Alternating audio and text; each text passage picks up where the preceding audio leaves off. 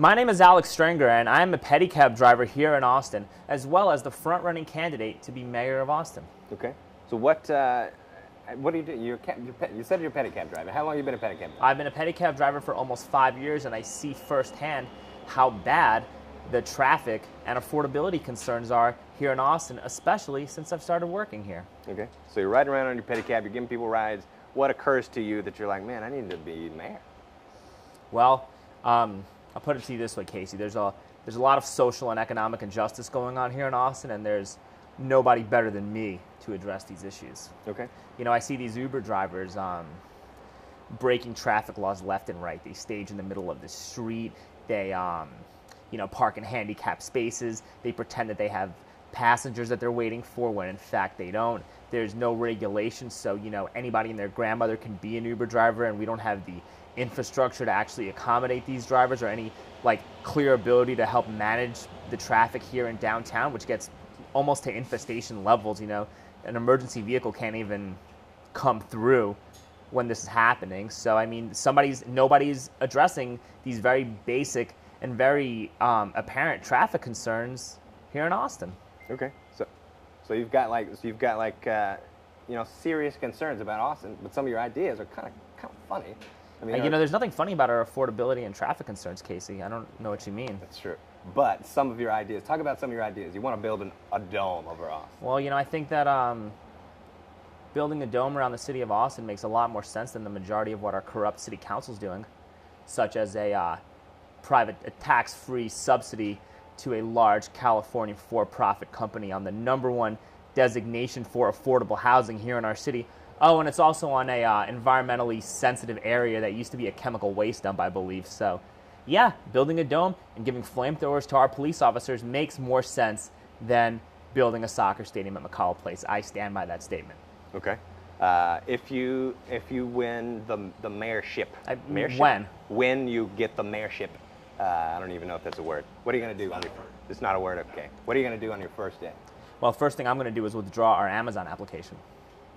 Okay. How come? Well, we do not need to expedite the growth that we're having in Austin. I think that it's one thing to grow according to the market, and I think that it's one thing to have people want to move here because of a lot of the great amenities and the great things that Austin has to offer and the attitudes of the people here. But it's another thing to expedite growth in a city that's not fit to handle that growth. Okay. We're already in a huge affordability crisis. A company like Amazon coming in here is going to raise the median family income tremendously, and as a result, rent and property taxes are going to skyrocket, and you're pretty much going to be throwing out a lot of people who are mainstays to the city, and that's a huge problem that has to stop because we need to keep the character of the city alive. Okay.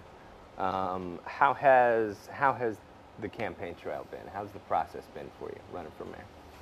It's good. There's a lot of work involved, and I said this to you before, but now that we're rolling, I'm going to say this, Casey, and there's more to being mayor than building domes and giving flamethrowers to cops, and it's a lot of hard work, and it's about community. Yeah. Heck, what else could we talk about? Is there, there's been a number of hot button issues. You already talked about the soccer stadium. I'm just going to list a whole bunch of them. If you want to talk about any of them, great.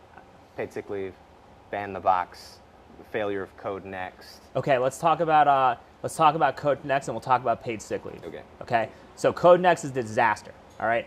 When over half of the council's planning commission is connected to the real estate industry, how do you think that code is going to be planned? Do you think it's going to be planned in order to fulfill the common needs of everyday people in Austin, or do you think it's going to be planned to fill the needs of architects and developers? It seems like a pretty obvious statement. We need to restructure who we have on our planning commission, and we also need to have a direct say in terms of how our land code is written moving forward, which is why each and every one of you guys should go vote for Prop J on this coming election.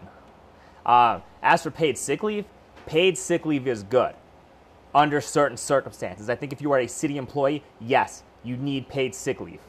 But if you work for a small company or a startup or a company that has less than 10 employees and you haven't really generated an appropriate amount of capital to finance yourself, then no, we need to do whatever we can to create as much of a level playing field as possible for companies here in Austin so that we can continue to create and perpetuate jobs. You know, paid sick leave is great and all, but if we don't have employees to offer that to, it really doesn't matter. Okay. Well, last question from me. An issue that I've been asking some of the other mayor candidates is the arch. We've got this homeless shelter downtown, and some people in the community feel like it shouldn't be there. They feel like 20 years ago the ball was dropped on putting it on the outskirts of town where it could be bigger and there could be services there. And so now it's right there next to 6th Street, which is kind of a temptation for a conflict of interest, so to speak? I mean, how so? What do you mean? Well, you know, so here's my take on the arch, and it's that this is a very complicated question, and I'm not really sure what the exact answer to addressing that will be. I do know that, you know, the majority of our homeless population is very much addicted to drugs and alcohol, and to have a homeless shelter designed to help people who are struggling with addiction, to have that in the middle of a bar district does not seem like an intelligent idea. That being said, you know, our homeless shelters need to do a much better job of providing transitional housing and adequate mental care for the people who are suffering from this. You know, this is an obvious statement. I think we all agree on that, right? So I think that we need our homeless shelter to be in a location where there's A, equitable access to public transportation, B, there needs to be proximity to a courthouse, and C, there needs to be actual legitimate services and proper vocational training so that these people aren't homeless forever. You know, here's another thing that we don't really get a chance to talk about or mention either, and it's that a lot of these guys on 6th Street, a lot of these homeless guys on 6th Street probably make more money begging for money, probably make more money begging for change than they do having a job at Whataburger. So we need actual vocational training to de-incentivize people who are already stuck in that rut, to get them to kind of move forward.